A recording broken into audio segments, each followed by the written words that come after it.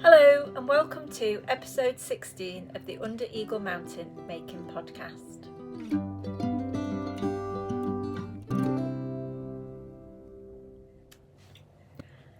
Hello and welcome to or welcome back to my podcast. My name's Laura. I'm a maker living in the northwest of England. I enjoy knitting, sewing, naturally dyeing both wool and fabric with plants, and I'm always like adding new things in. So recently I've been doing pottery. This is one of the mugs that I made last time. Super dodgy handle. Handles are really hard, I discovered. I'm currently sort of midway through my third term and really enjoying it. So hopefully in a few more weeks I'll have something else to show you pottery wise. And yeah, there's just all sorts of things. So hopefully you will find something here that you enjoy. And if you like the podcast, please feel free to like it. And if you've watched a few but are not yet subscribed and would feel that that's something that you'd like to do, I would really appreciate it. Hello. My pussycat come to see me. So yeah, we'll dive straight in. I do have a few finished objects, but I don't have any knitted finished objects. I know a lot of people come here for the knitting, and really the knitting portion of it is the most popular. But if you have been here for a while, you'll know that I've been suffering from a sore wrist. I damaged it, I think, gardening in the autumn, and the knitting seemed to make it worse. And from New Year, I haven't really done any knitting. I tried to just do a tiny bit, like I was doing 4 rows a day, to just try and get through some presents that I wanted to make, one for my son and one for my sister-in-law. I didn't finish the one for my son, and I did start the one for my sister-in-law, but I very quickly abandoned it. So no knitting is happening at the moment. I am going to weekly acupuncture appointments, and it has started to ease up. In fact, at the beginning of this week it was feeling much better, and then on Wednesday it's a long story, but basically I kind of re-injured it doing something. I dropped something heavy and I caught it in that hand, and I felt my wrist go and now it's hurting again. So that's a bit of a bummer. But I have been doing quite a bit of sewing. So I've got 3 sewn finished objects. One of them I don't actually have with me. Again, if you've been here a while, you'd know that I was making my middle son a dressing gown for his 10th birthday. It was made in time for his birthday, and I was quite pleased with it. If I can find it, it's like scrumpled up at the bottom of his bed probably. He doesn't really like it, so that's a bit of a shame. That's a bit disappointing. Especially because, ironically, what he doesn't like about it are the sleeves. So I think not the last video I put out, the one before, I'd made the body and I'd attached the sleeves, and I was worrying that they were too narrow, so I actually detached them all. I made extra like strips to go in to widen the sleeves, and then I reattached them all. And he says he doesn't like it because the sleeves are too baggy and there's too much material under his armpit and it feels funny. I'm kind of hoping it's because it's made out of an old quilt, and I don't think the quilt had been used much. It was quite stiff still, and so I've suggested he has it at the bottom of his bed. That's why it's scrumpled up at the bottom of his bed. I said if he did that and he kind of sat on it a bit and maybe used it as a blanket or whatever, and it got a bit sort of worn in, it got a bit kind of like a new pair of shoes, you have to wear them in a little bit. If he did that, it might be a bit floppy.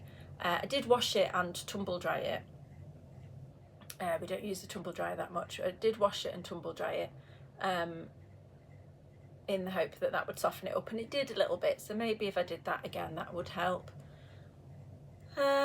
But we will see. So I just forgot to go and rummage around and find it. If I do find it, I will put a picture up, and you can see it finished.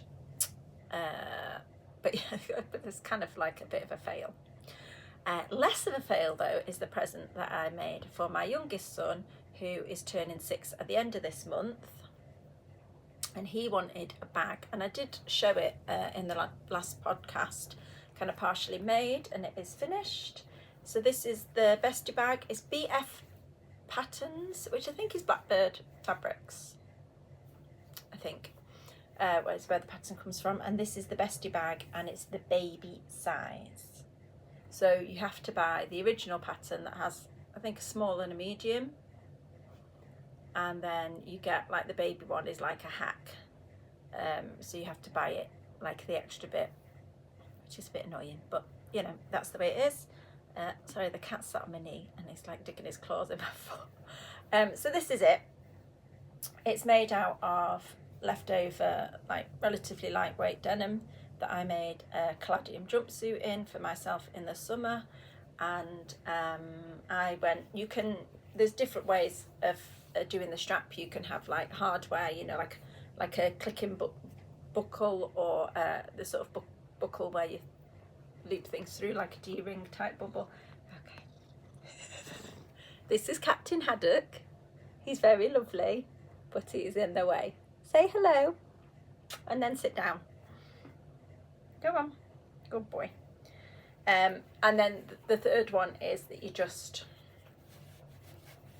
tie it through, you know, thread it through and tie it. So I went for that option, A, because it is easier, I'm not going to lie, and I didn't have to go out and buy anything special or particular, you know, I could just do it straight off. But also it allows him to have it very short, and because you knot that up, I don't think you'll have as much flappy bit at the end. He said sometimes he wanted to be able to carry a bag like this, sometimes he wanted it on his shoulder, and sometimes he wanted to wear it across his body. And then he'd also seen like a picture of a bum bag somewhere, and he kind of fancied that too. So I thought, you know, actually with this we could also tie it around his waist. It's got a zip. I think my zip is a bit shorter than the pattern. I think it might have said 23 centimetres, I can't remember. Mine was a couple of inches shorter, but again, I had this zip in stash, and so I didn't have one the right length. But also it's a really lovely green, which matches the green inside there. I'll try and hold it in the light, can you see? And I just couldn't resist it. I just thought it was perfect. So yeah, I'm quite pleased with this. I am quite pleased. It's not a particularly complicated pattern. I'm sure anybody with, you know, sort of some sewing experience could make it. But I think I'd said in my Instagram, like in the past, I would look at something like that and think, possibly particularly because of the hardware, you know, if you wanted to buy a book, I would find that a bit overwhelming, or I'd find it a bit intimidating, and I would just think, I can't do that.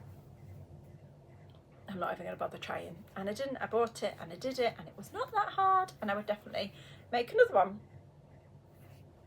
And it used up, I didn't buy anything to make this. I used up all stuff that I already had, so that's like an added bonus. I'm just going to have a sip of tea, excuse me. We'll have another sip because it's going cold. Okay, the last finished object I've made, I don't even know if I'd started this for the last podcast. I know I've shown it on my Instagram. Because I was not knitting, I needed something to do with my hands of an evening. We don't watch a lot of telly, but I do tend to watch about an hour or so of telly of an evening. And at the weekend maybe a couple of hours, because I'll watch an hour with my daughter before she goes to bed. So like we're currently watching the Lord of the Rings films, and we just kind of watch an hour on a Friday, Saturday and Sunday. And then in the week I'll probably watch an hour of telly with my husband every night. But I find it quite hard to just sit and watch telly and do nothing, because I've had years and years of knitting or sometimes quilting in front of the telly, and so sitting with idle hands has become quite hard. It's a bit of a challenge. So I thought one of the things I could do is make a load of hexes. sometime last year, first half of last year I think, my daughter and I went for a day out in Settle, in one of the charity shops, no, not Settle, Skipton, which is a market town quite near here. We went in a charity shop and they had some bags of brown and cream hexagons that somebody had already cut out and tacked on to some paper. So I think there were these ones were already done, and these ones were already done, and those ones, these sort of darker ones with sort of purpley flowers on. So there was bags with some of those in. I have got a lot of brown and cream fabric, or brown and pink fabrics. I love brown, it's one of my favourite colours. So you can see here, this is the fabric that I made my bob pants in recently, and I've got a dress that I made last summer in this, a slip dress, a zero waist slip dress. This is the material that I made my bramble skirt in. This is material that my daughter had made a skirt for herself in. This is material that I'd made a Wilder gown in. This is a pair of linen trousers that my boys have worn and have worn to bits. Yeah, there's all sorts of stuff in here. So again, I just went through like the smaller scraps. I have like a drawer, I think I showed in that stash video, a drawer of smaller scraps and a drawer of bigger scraps. So I went through and I pulled out all the browns and creams and just made a load of hexagons, and really enjoyed just that mindless activity of sitting and doing it. But then I decided I didn't really want the mindless activity of having to sew them all together by hand, because there's quite a lot in here. So I did it, I've never done it before, but I did it on the machine. I did it on a really small, narrow zigzag, and I just zigzagged. So I zigzagged them across the horizontal join first, so I got a big line of them, and then I zigzagged down the edge, and it worked really, really well. And actually it's given quite a like sturdy fabric. There isn't much stretch, or you know, it didn't pull out of shape at all. So I did that, and then I laid the rectangle that I'd made. I kind of trimmed off the edges, because you get like half a hexagon every other row that stuck out. So I trimmed that off. I laid it on some wadding, and then I just hand tied it all together. I don't know if you can see, there's just every now and again there's one in the middle of every one. There's a red cotton hand tie. I think if I'd had a thicker red cotton, I would have preferred that, like something like a shashiko, I can't say that word, thread. That would have been better, but I just had a normal hand sewing cotton. But yeah, I just tied the middle of every single one, and then I laid that right side together with this fabric, and I just sewed most of the way around, and then I turned it out the right way, pushed the corners out, and this was the bit that wasn't sewn, so I just sewed that up. And then I folded this portion up to make a pocket, and I just edge stitched the whole way around, and I'd tied a ribbon. Actually, I missed that bit out. It's the ribbon which I'd folded in half, and I stuck that inside when I sewed the two layers together. And yeah, just edge stitched all the way around to give a nice neat finish, and to sort of attach that folded up bit so it's a pocket. So it's a bit like a satchel. I got the idea from this from, I'm going to come up, this is going to be a bit of a theme actually. I don't know if any of you have watched the Wolf Hall series. There are 2 series on BBC, and it's a TV adaptation of Hilary Mantel's books. The series of books, the first of which is Wolf Hall, and it's all about Henry VIII's reign, and about the politics of him ditching one wife and getting the next wife and all of that, and about the role of Cromwell in doing that, Thomas Cromwell. And the first one, hello, the first one was 10 years ago, and then the second series came out in just before Christmas. So we didn't watch it then, and after Christmas we decided that we'd go back and rewatch the first series so that we knew exactly what was happening, and then we went on to watch the second series. And in it, they all have these little leather document satchels where they just have a little pocket and they put the bits in, and then they fold the flap around it like so, and then they have a long bit, and as I say, there's a leather and it's a bit of leather sort of thong, but I used a ribbon, and I just really wanted one. I thought they were lovely, but instead of a leather one I've got a, a beautiful patchworked one, and with a pretty floral ribbon from Grace at Beyond Measure. And yeah, I'm really pleased with it. It's quite good. It fits my tablet computer, which is what I'm filming on, and it'll fit a book in, and it'll fit like a little bar of chocolate in, or a pencil, or just like day out, or remember, no, I don't take my computer out with me, but like essentials either for like moving around the house, or if I was going to visit somebody for a weekend, I'd take my tablet, I'd take a book, I'd take like my journal and a pencil and stuff, and that would all fit in there. So I'm really pleased with that, and I am tempted to make another one. So they are my finished objects, and I've got one more finished object that I just want to show that actually my husband made for me. Yesterday was Valentine's Day, and he made me a little bowl. My husband has a lathe, and he makes lots of things on it.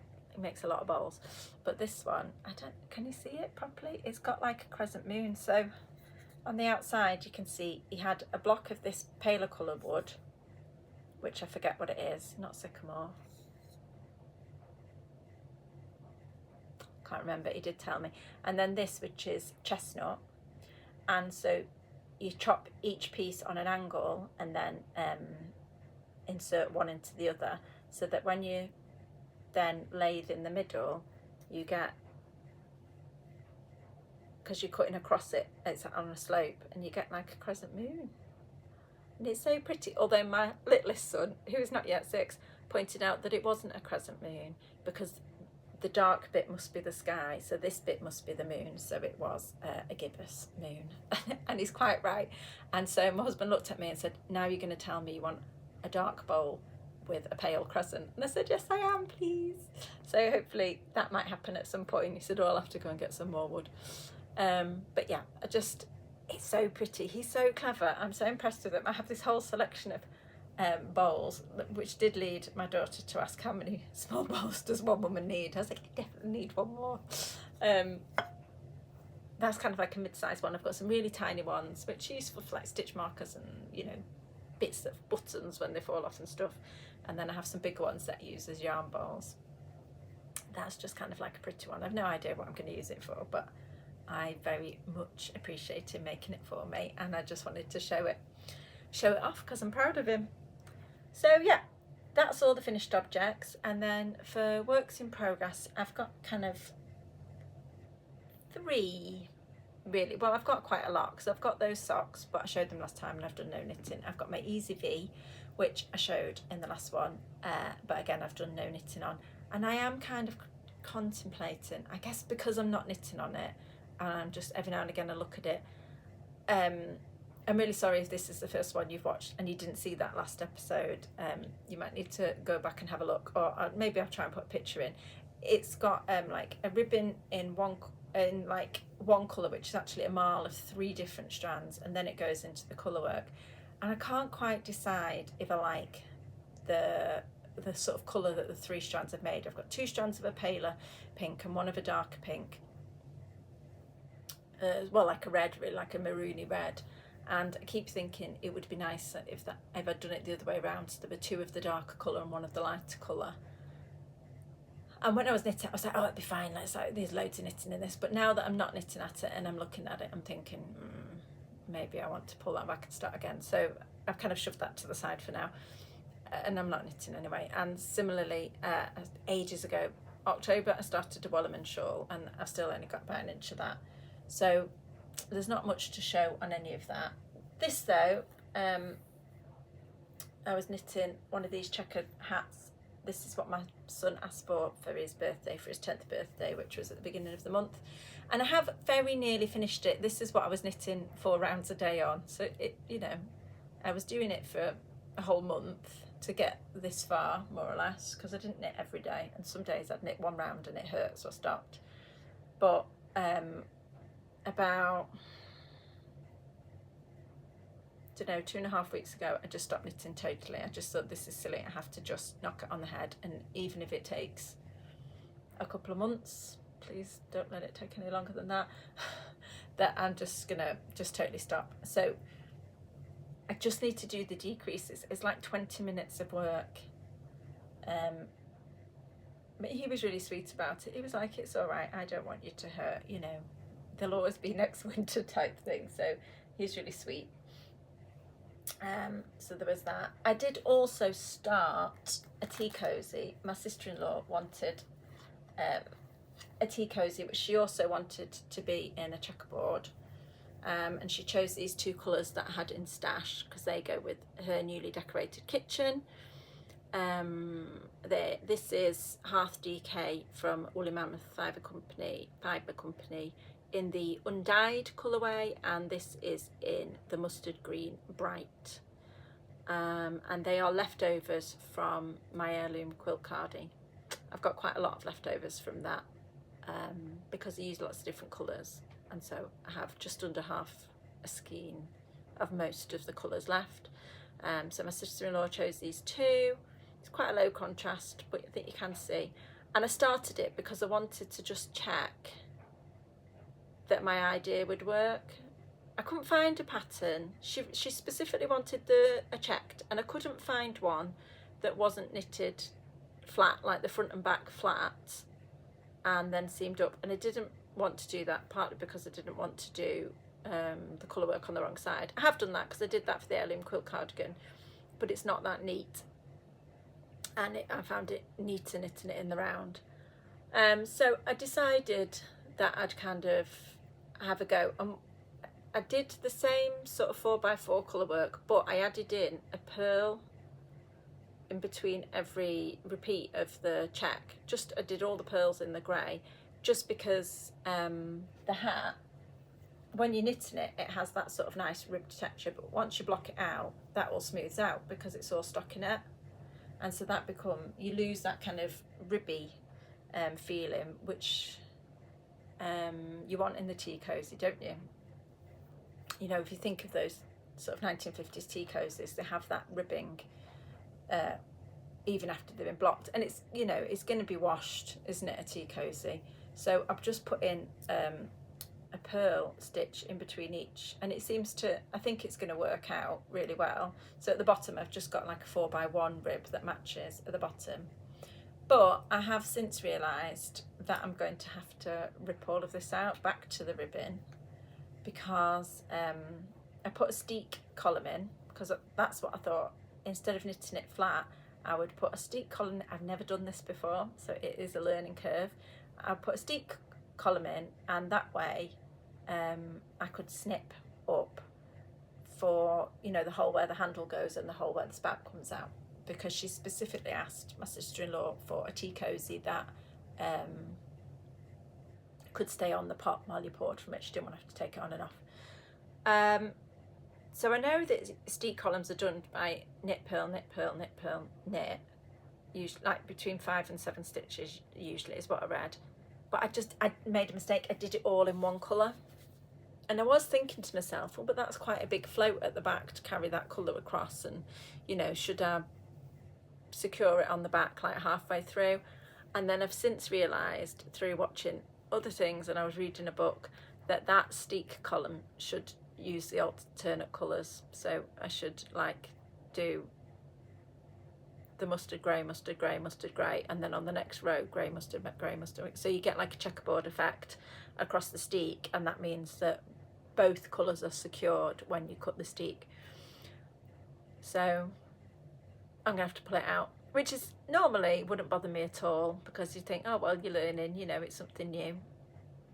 And it's not a huge amount of knitting, but just because I'm not really knitting a lot, and if I'm being honest, because this is a knit for somebody else, which you don't mind doing, but it's not the same as, you know, knitting that one thing for yourself that you've really wanted to knit for ages, like knitting on the Easy V, say. Getting the motivation to pull it out and do it again is a bit like, but I don't know when that will happen. That'll have to be the hat, and that will have to be the first things that I do knit when I get going again.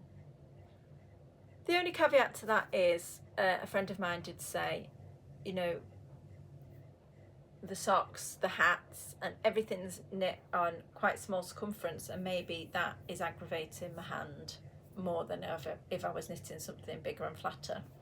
And I think there probably is some truth in that. So anyway, I'm waffling. So they're my knitting whips, that kind of active whips, even though they're not active at the moment. That's what I'll be coming back to. And the other things will just have to kind of take their chance and be done at some point. And then I've got 2 active sewing whips, which I had not started last time. I think if you watched the last video that I published, that was like a stash tour, so I had to look at some of the yarn in my stash and talked about how I wanted to work that down, and then I showed some of the fabric in my stash and talked about how I wanted to use that this year. And one of those was a big pile of brown corduroy, and I think I'd said that I'd already started cutting out some of it to make a Caladium jumpsuit. That is a pattern by Taramia Designs. If you do follow me on Instagram, that's always a good place to look. Or even if you don't, if you watch this but you want to find something, if you go and have a look at my Instagram, and I'll put that down below, but it's the same as my name here. That's always a good place, because I tend to include like pattern details, fabric details, yarn details, all that type of stuff tends to go in a post there. That's kind of where I record stuff. But yes, a Caladium jumpsuit by Taramia Designs, and I made one in the summer in this denim that I used, the leftovers for my son's bag. And I had this cord in at the time, and I knew I wanted to make another one, and really I wanted to make it in the autumn because it's brown cord, and that's like, you know, autumnal. But to be honest, I'd wear brown cord all year round. So I have started. I've got pockets done, side seams done, and I have bound the armholes. Now this is where I've kind of gone slightly off pattern, because what you're meant to do is make a bias binding and use that as a facing to fold it round. So you'd attach it and then you'd fold it over like that on the inside and sew it down, and that means all your raw edges are encased, but it does mean you've got rather a lot of fabric. So I started doing that here. So I've sewn it on, and then the next thing I should do is fold it over, but that would give me 4 layers of corduroy fabric on the edge, and to me that's just a bit too bulky. So I don't know if you can see this really, because it's dark and it's, can you see there? For a start, I didn't make bias binding, I just cut the corduroy on the cross grain, so like horizontally across the width of the leftover fabric that I had, because that way there is actually enough stretch, because it's corduroy, there is a bit of stretching, and I thought that would be fine, and it's worked out fine. But when I sewed it on, I thought I don't really want to fold that back, that feels a bit too thick. But actually I quite liked, can you see the pattern? It runs perpendicular to the main piece of fabric, so you get like this nice edge. So I decided I was going to leave it. So on the back it is actually raw. It's got 2 rows of stitching securing it down, so I'm hoping that's going to be enough to stop it fraying. I guess if it does fray a lot, I'd have to take it off and start again, but my main aim in making up this is that I didn't want to unpick anything, because unpicking a dark brown thread from a dark brown corduroy fabric I feel would be a nightmare. So yeah, I know it's really dark, I'm sorry, but I think you can see there that it runs sort of across the pattern. And so actually I think that will be quite a nice detail. And then I'm going to do the front. So this jumpsuit, you can either have a square neck or you can have a V-neck. And I think in the pattern, one side has the V and one side has the square, and you can have it either which way. I wanted a V, both sides. And that's what I did on my denim one, and that's what I'm doing on this one. And so this is like the centre front. This seam here is the centre front seam, and that's your V. So I'm going to finish this edge in the same way as this edge, and then all I have to do is sew up the centre front seams, the inside leg seams, and join the shoulders. So I'm not far off on that, but I've had to stop because I've run out of thread. So once I've got the thread, I'll finish that, and the last thing I'll do is hem the legs. And inside that hem seam, I am going to hide a little secret message to myself, which might sound a bit funny. And there's a long story, which I will try not to make too long, in case it's boring. I hope it's not. Basically, years ago, I watched this film called The Phantom Thread. I think I watched it on BBC. It was a slightly odd film, I have to say. Basically, the main male character in it was like a very high-end wedding dressmaker. I think it was set in the 30s, I think. Might have been 40s or 50s, but it wasn't modern day, I don't think. It was a long time ago I watched this, so some of the details are very hazy. The two things that I remember is that he fell in love with a lady that worked in the workshop. He was quite strict and he was quite cold, but he ended up marrying a woman that worked in the workshop after she poisoned him with mushrooms, and then cared for him through the ensuing illness. And somehow he thought, yes, you're the woman for me, and married her. And then later on in the film, the wedding kind of hit a sort of rocky patch, and so he kind of consented, or kind of asked her to poison him again so that they could have that moment of closeness. And it was slightly odd. Maybe I'm missing the point, but to me it seems slightly odd. But the other thing that I really remember is that he's inside the hem of every wedding dress that he made, he slipped in a little bit of paper with a message on. Now I'm assuming that that was some sort of blessing for the marriage. It may have been a curse because he was a bit of a grumpy so-and-so, so maybe, you know, I'm being too generous. Or maybe it was just like, you know, if lost, please return to. I don't know. But my assumption was, and what I'd like to think is that it was a little bit of a blessing, a good wish for the woman that's getting married and for the couple that was getting married. And I really liked that idea. And then some years later, there was a lady that I followed on Instagram. I think she's called Christina Radoba. I will try and write her name up here. And I have actually got a book of hers somewhere called Make Thrift Mend, which is about how you can make your own clothing or alter clothing that you say find secondhand, or mend clothing that you have that has been damaged. And in the book and on her Instagram account at the time, she showed different ways that you could, you know, make pieces of clothing your own. And one of the things she did was embroider secret messages, or secret, not messages, like images or a poem, and she kind of put them on the sort of inward facing parts of the garment, so that they weren't as secret as hiding it in a seam, but they were only for her to see. So I think she did like a moon phase on the neck facing. I think she had a poem that she'd embroidered on the inside of a pocket. So she knew they were there, and she could kind of like draw strength, or, you know, joy or peace, or whatever it was that she was trying to send to herself through them. She could draw that from the garment, but other people wouldn't know.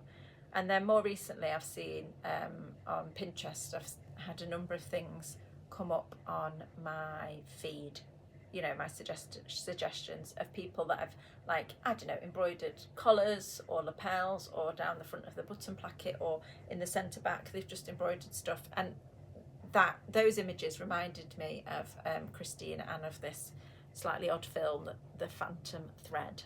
I'm pretty sure that's what it's called. And I'd had in my mind ever since I watched that, I want to do that. You know, it was at the time that I was just starting to have a go maybe at making the odd thing for myself. And I always thought it was a lovely thing to do, but I never got round to it. And then right at the beginning of this year, my daughter, who's quite a good embroiderer and has wanted to start making some clothes, we saw a course, like a day course, advertised at Sunnybanks Mill, which is in Farsley, near Leeds, and not too far from here, and it's a really great place to visit if you're in that area. They're doing a workshop about embroidery on clothes, and so I signed us up for that. And I'm a studio clubber with Jane at Snapdragon Life, and she's running a course at the minute which will cover about 6 months on embroidery. So I have been trying to do a bit of that to kind of get, my embroidery is rubbish, but I know coming up further down the line in that course there is something about embroidery on clothes. So everything's kind of come together to make me think now is the time to do it. And so I decided that all the clothes that I make this year will have some sort of bit added to them. It might be really secret, it might be on the inside of stuff so you can see it but only if you look for it, or it might be on the outside as a decoration. So that's a long story to explain this. It's very close, it's very small, it's very bad, so you can see how dodgy it is. It says "Be proud," in case you can't read that, and I'm going to hide that inside the upturned leg seam. And the reason I chose this was because, I don't know about you, other makers out there, but whenever I'm wearing something that I've made and somebody comments on it, they'll say, "Did you make that jumper?" And I'll say, "Yeah." Or, "Did you sew that dress?" I'll say, "Yeah." And they'll say, "Oh, it's lovely, aren't you clever? Aren't you talented?" Or, you know, something along those lines. Usually, I mean, you know, I've never had anybody say, "Oh, well, I don't really like it." But, you know, people are polite and they say, "Oh," and I don't know, maybe that's wrong. I'm assuming that they're being polite, but they're probably being genuine. You know, a lot of people don't knit, a lot of people don't sew their clothes. So the idea that somebody can do that is, you know, is impressive to them. But I find myself being apologetic almost, or like not taking the compliment. So they'll say, you know, "Did you knit that? Aren't you clever? Aren't you talented?" And I'll say, "Oh, it's a very simple pattern." Or they'll say, "Well, I'm really impressed." And I'll say, "Oh no, don't look closely, there's loads of mistakes. You know, this bit's wrong and this bit's wrong and this is a bit dodgy." And like, that's not the right thing to do, is it? What I should be doing is saying, "Thank you, that's really kind of you to say, and I really appreciate it. And yes, I am quite proud of how that's turned out, and I am really pleased with how that's turned out." And I have been trying to do that. I think I'm better at doing that on Instagram. You know, people will send a message saying, "Oh, that looks really nice," and I'll send one back saying, "Thanks very much, I'm actually really pleased with it." But in real life and face to face, I find that harder. And I don't know if it's because as that person sits with me and chats with me or spends some more time with me, they might start to say, "Oh, actually that bit's a bit dodgy," and they might notice that. They won't, but I'm feeling like they might. And so I kind of feel like I have to rush in there and get all the failings, you know, bring them all to light so that I feel like I'm being honest about it.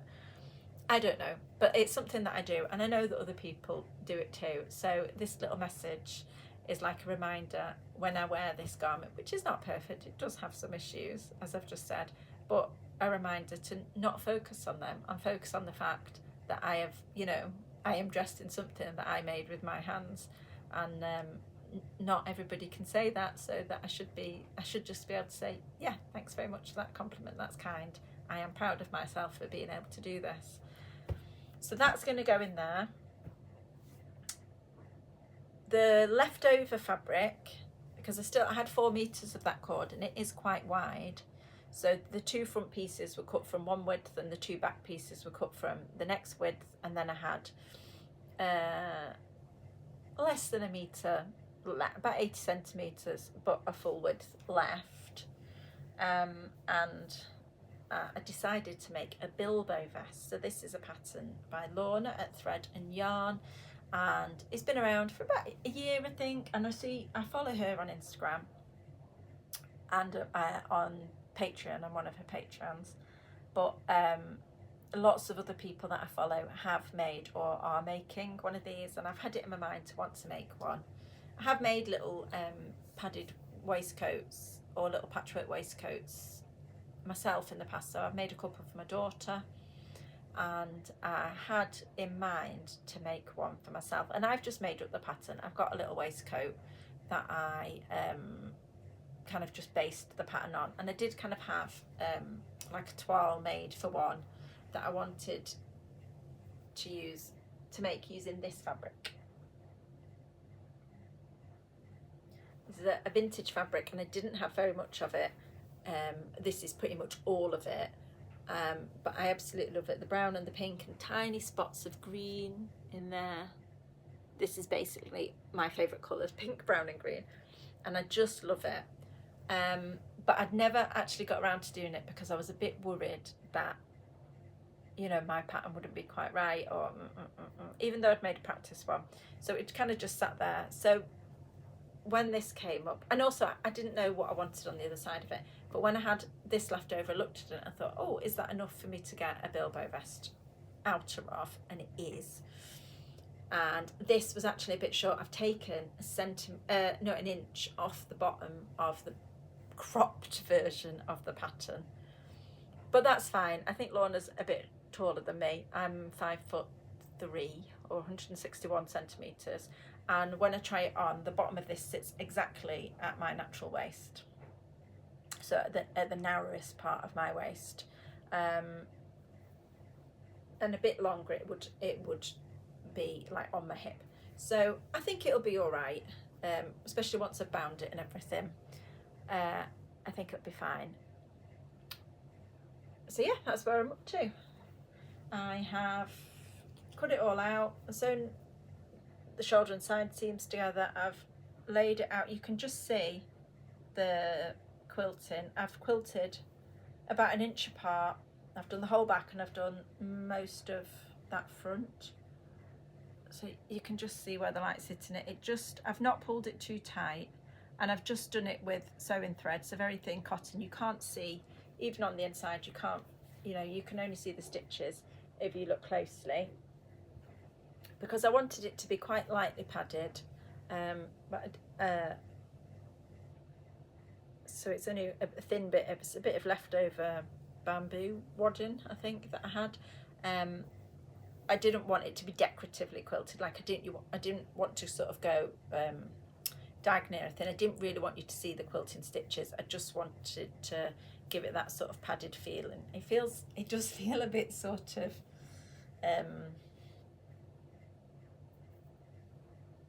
like, I was going to say Elizabethan or like Shakespearean, but I'm still thinking back to having been watching Wolf Hall. It does have that sort of feel to it.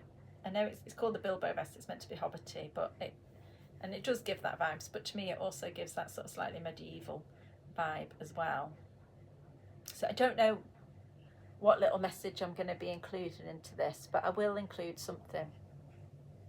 And it might not be words, you know, it might be a picture, but I'm going to try and make it something that has, you know, some sort of meaning to me, but I haven't figured out how I'm going to do that yet. But that's my second work in progress. And as I was saying, I'm kind of on this, I don't know, I was really inspired by that whole Wolf Hall thing. If you've not watched it, like I really liked, they're not like practical clothing, like I don't want to go around just like Henry VIII or anything, but just like the interiors of the houses and the things, like the little satchel and stuff. I don't know, I just really enjoyed the aesthetics of it all, and looking at everything as well as following the story. And it's a really good story, it's a really good program. As well as doing all that, I just was really interested in all of the stuff and really enjoyed it. And so that, you know, that kind of feeds into it, and that feeds into it. And then I was watching Valgren Makes. Sarah Valgren is a Swedish lady who is on YouTube and Instagram as Valgren Makes. I will put that below because it's spelt with a W. It's spelt like Woolgren if you're English, but I think it's pronounced Valgren. And she's an amazing maker. She knits, she sews, she weaves, she does spin sometimes, but she does things like weave fabric, felt it, and then sew her own clothes. In fact, I think she sewed a Bilbo vest from fabric she'd woven herself.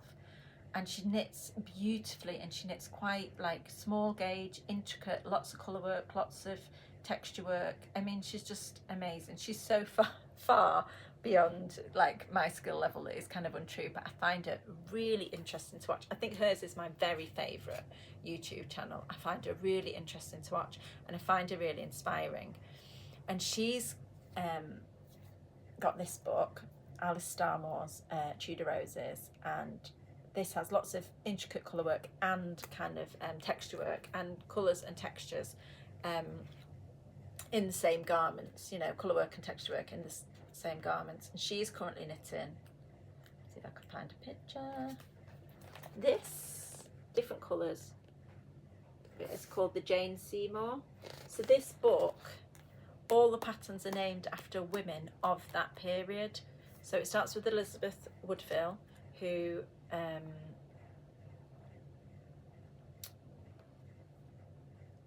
was mother to Elizabeth of York, who married Henry VII, Henry Tudor, and he was the start of the Tudor reign. So that is Henry VIII's father. So Henry VIII was in Wolf Hall, and this is all about the women of that period. So all of Henry VIII's wives are in here. For example, his two daughters are in here, and each woman has a knitwear piece designed based around her. And there's information on the women themselves, and there's information on how Alice Starmore came up with the patterns for each of the women, and I found it really interesting. There is basically one thing in this book that I would feel confident to have a go at now. Well, not even confident, I would think, oh, that's a bit of a challenge, but I could probably do it. Some of them, just like this, for example, there is just no way I could do them. My daughter is really keen on some of them. She's like, do you think you could ever do that? She's like, I don't know. And it's charted, and I'm not good with charts at all. I find them really difficult. I've said that before. But I've just found it so interesting to look at and so inspiring. Look at this. This is Amber Lynn. Look at that. And look at the back of it, that little band at the back pulling in the waist. It's so beautiful. So having watched Sarah talk about it on her channel, you can get it, I think I got it for £5 off eBay. Like, there's a lot of them out there, and you can find a really cheap one. So I just got it just because I was interested in it. And then I went on to read Philippa Gregory's The White Queen, which is, so the first pattern in here is Elizabeth Woodville, who I said is Elizabeth of York's mother. And she's the White Queen in Philippa Gregory's. She did a series about the Tudor period, and that's the first one. And I have read it before. I read it years and years, about 10 years ago, and I just really got into it. And so I've been kind of inspired by that whole thing, and I don't know what's going to happen next. I don't think I'll be wandering around in big, like, puffy sleeves or ruffs or anything, but yeah, I've really kind of enjoyed indulging in that. And it's funny, isn't it, how you can watch something and then it comes into, you know, sewing little things, useful things, or sewing clothes, or stuff that you're reading, or yeah, everything kind of reflects back and informs each other. Yeah, so not a huge amount of making going on because of my poorly wrist, sadly, because although knitting is a definite no, other things I'm having to do quite slowly and carefully, because everything, you know, I use my hands for everything, for baking, for washing, for cleaning, for tidying the garden, even just holding my kids' hands. You know, my little one is still swinging, and I have to say, oh, please hold the other hand because that one hurts. So at the end of every day it's aching and hurting. So there are some days I think, no, I can't quilt on that vest because it just hurts too much. So everything is going to be a bit slower. The upside of that is that I have done a huge amount of reading, and I did wonder that I might just mention a few of the books. So as I said, I've read Philippa Gregory's The White Queen. I don't have that to show you because it was a library book and my daughter's gone to the library this morning, so I asked her to take it back. But I know a lot of knitters that do knitting podcasts talk about what they're reading as well. And some of them, you know, it's sort of fibre-based books or non-fiction books, but some of them just talk about the fiction books. So I thought I would do that just because at the minute, I mean, I read a lot of books. I probably read 60 books a year, about that, about 5 a month, which I think is quite a lot, but then my daughter reads about 300 books a year, so compared to her, you know, I'm not doing so well, and my mum probably reads a similar amount. They both just read a fantastical amount, which is kind of good for me because they both recommend stuff, and my mum actually gives me loads of stuff, loads of books. So she, you know, she'll go out and buy books and then she'll pass them on to me, and they come, I might put a picture up actually because I've been given so many just recently because she's been on a massive reading kick that they're all just stacked up in the living room because I've run out of space to put them. But she brings them and she'll bring a whole series and she'll have it all bound up with string, tied up with string, and then she'll stick like post-it notes on saying, you know, this one is good but it's quite sad, this is dystopian, or this one's a bit silly, you might not like this one, or this is appropriate for my daughter, or, you know, don't let her read that one, that's too grown up for her, and stuff like that. So she has all these little notes. It's brilliant actually, it's really nice. But I think I might need another bookcase, which I'm not sorry about. I mean, we have a lot of books, we love books in this house, but I thought I would just show you what I'm on. So this is the one I'm reading currently, If We Were Villains. I only started it yesterday, so I'm this far through. I went out to Manchester yesterday on the train, which is why there's a train ticket in there, because I bought the book while I was there and started reading it on the train back. And that's about a group of actors who were friends, but evidently something went wrong and somebody died, and one of the other friends, I think, went to prison for it, but there is a very big question mark over whether or not he did it. And so we're at the story starts with him about to be released from prison and him sort of retelling it, and I'm assuming you're going to find out what happened, but it's not made, like, he's not protesting his innocence all the way through, so you don't know who did it, but it's really well written. I'm enjoying it that very much. And then the next one on my list that I'm going to read is this one, Summer Water. This is by Sarah Moss. So if you follow me on Instagram, I'd recently finished another one of her books. It was the first one I'd read. It was called The Ghost Wall, and it was excellent. They're slim volumes, so it's like, you know, 2 days. But it was excellent. I really enjoyed it. It was one of the most enjoyable things. I mean, it wasn't like a really cheery, uplifting book, but the writing was beautiful, and I immediately thought I want to read something else by her, so I went out and bought that. It wasn't in the library, I did check first. And then I also bought this yesterday. So having just said I've got like 1 million books off my mum to read, I've been out and bought 3 new books. But this one, part of it, I'm going to be honest, is because my husband gave me £15 as well as my bowl for Valentine's Day, and said, I know you're going to want to go to the bookshop and buy a book while you're in town, so here's some pennies. So, and I also had some money on a loyalty card to spend at a bookshop, so that's what I've done. So I'm not apologising. I bought this one and I got it down off the shelf. It's called Crow Moon. And actually, I think it's going to be quite scary. I think it's it's like a detective novel, but I think it was in the horror section. Now, I'm not usually one for horror, but I got it down because in March, the full moon in March is called the Crow Moon. I think sometimes it's called the Worm Moon, but I have like my diary or my planner, which I don't have near me, is instead of being set like January, February, March, it's set by moon phase. So it starts with the first, like the new moon was actually the end of December, and then it goes by moon phase to moon phase rather than month to month. I mean, it's roughly month to month, but it's it's not set out like that. It's set out by moon phase, and the third moon, and the diary covers 13 moons, and the third moon is the crow moon. And so I got it down off the shelf just because I thought, oh, that's funny, that's a coincidence.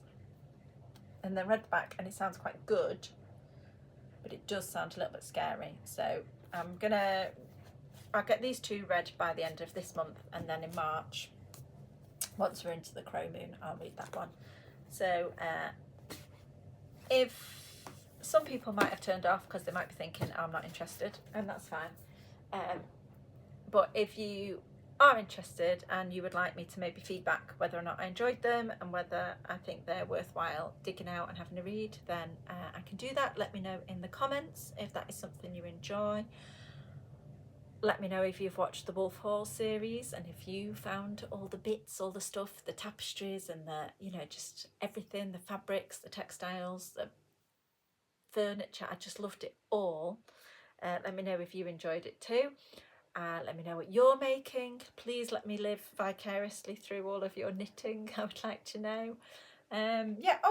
Maybe before I go, I'll just say what I've got on. I've got on this is a Tolster tee, a pattern by Rebecca Clow, and it's knitted in one strand of flax in a natural colourway and one strand of white mohair, which I think was Rowan Kid Silk Haze, which I just happened to have in stash. I knitted that last year.